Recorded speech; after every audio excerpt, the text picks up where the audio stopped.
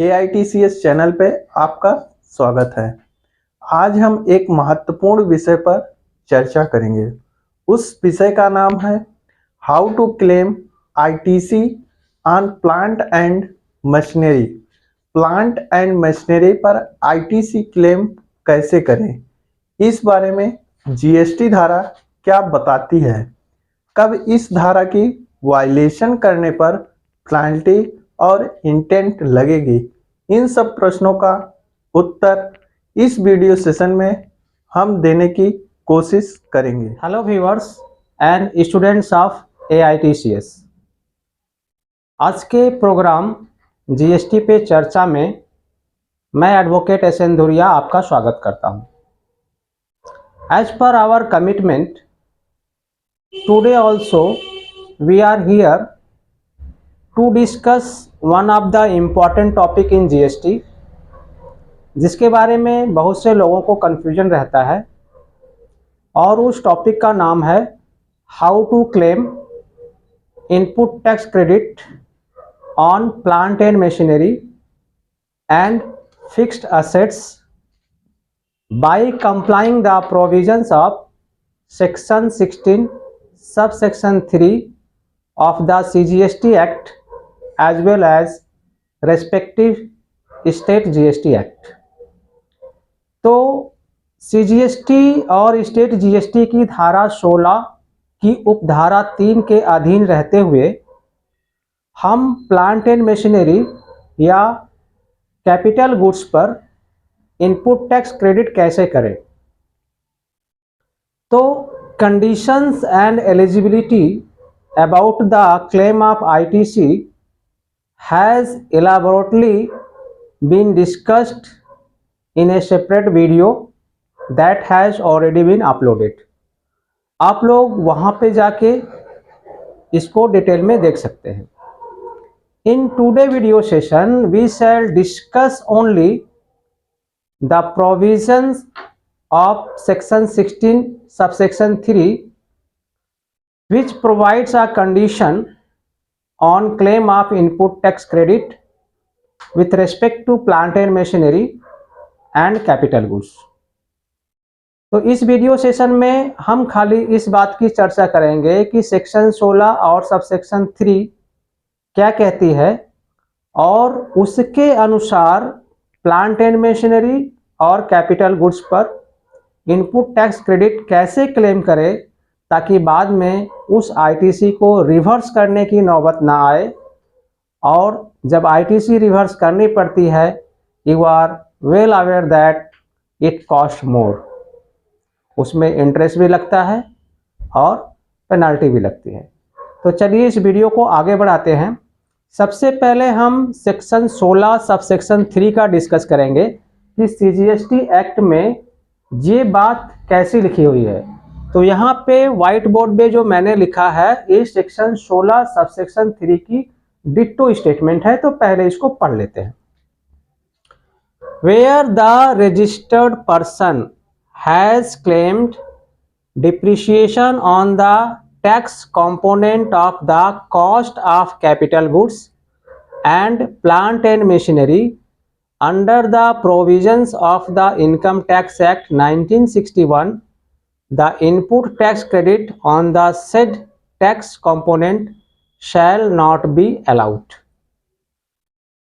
तो section 16 subsection 3 ये कह रहा है कि जहां पर कैपिटल गुड्स और प्लांट एंड मशीनरी में जो टैक्स कंपोनेंट है, चाहे वो CGST हो, चाहे वो SGST हो या फिर IGST हो, टैक्स कंपोनेंट के ऊपर अगर डिप्रिसिएशन की बेनिफिट ले ली है तो उसके ऊपर इनपुट टैक्स क्रेडिट नहीं मिलेगा। What I mean to say is that under section 16 subsection 3 of the CGST act says that where the registered tax payer has claimed depreciation as per income tax act 1961 on the tax component, then the benefit of input tax credit shall not be allowed। This is the condition। अब इसको हम example की सहायता से समझते हैं। Here I have taken example. Suppose some registered dealer purchase Hydra machine cost rupees 1 lakh within the state, GST is 12%. तो किसी रजिस्टर्ड डीलर ने एक हाइड्रा मशीन अपने स्टेट में खरीदी, चाहे वो वेस्ट बंगाल स्टेट का हो, चाहे वो उड़ीसा हो, चाहे झारखंड हो, चाहे उत्तर प्रदेश हो, अपने स्टेट में खरीदी। इसका मतलब विद इन द स्टेट होने पे CGST और SGST लगेगा। तो कॉस्ट ऑफ द मशीन क्या है, रुपीज 1 लाख है और उसके ऊपर GST 12% है। तो इसमें हमने दो कंडीशन रखा है, केस 1 एंड केस 2। केस 1 जो है सेक्शन 16 सबसेक्शन 3 के हिसाब से है और केस 2 उसके थोड़ा ऑपोजिट है। तो here we shall see how to comply that section. तो पहले केस 1 में देखो, फिक्स असेट्स को हमने कैपिटलाइज किया। हाइड्रा मशीन 1 लाख रुपया, CGST 6% comes to 6000, SGST 6% comes to 6,000, 12,000, total 1,12,000. So in this case, the fixed assets has been capitalized along with the tax component. 1 lakh रुपया cost है हाइड्रा मशीन की, 12,000 रुपया GST है। तो बैलेंस शीट में हमने 1,12,000 रुपया ले लिया। तो जैसे ही हमने बैलेंस शीट में 1,12,000 ले लिया तो हम डिप्रिसिएशन 1,12,000 के ऊपर क्लेम करेंगे प्रॉफिट एंड लॉस अकाउंट में।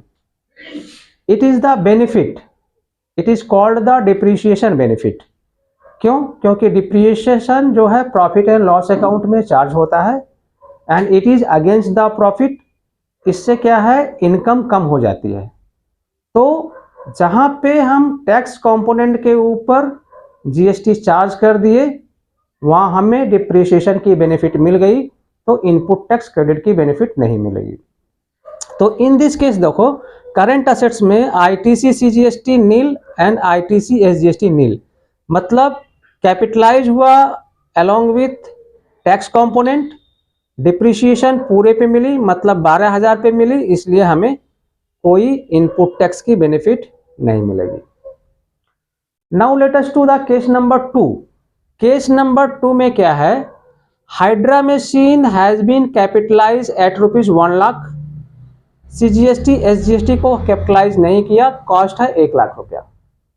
तो जहां पे मशीन 1 लाख रुपया पे कैपिटलाइज हुआ, यहां डिप्रिसिएशन 1 लाख रुपए पे ही चार्ज होगा, मतलब टैक्स कंपोनेंट पे नहीं चार्ज हो रहा।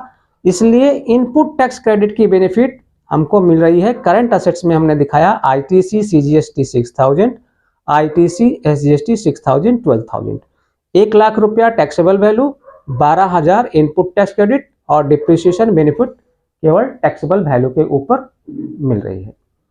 To let us conclude the provision of the section 16 subsection 3, that is how to claim input tax credit on plant and machinery और कैपिटल गुड्स।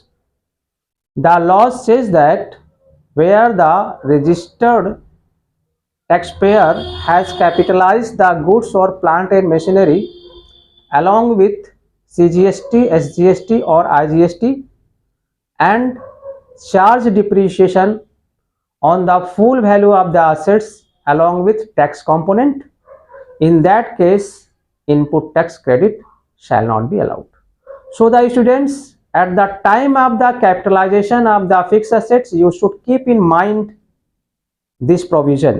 अगर आप पूरे वैल्यू को कैपिटलाइज करते हो बैलेंस शीट में, don't claim input tax credit because double benefit is not allowed. अगर taxable value पर कैपिटलाइज करते हो, then claim input tax credit.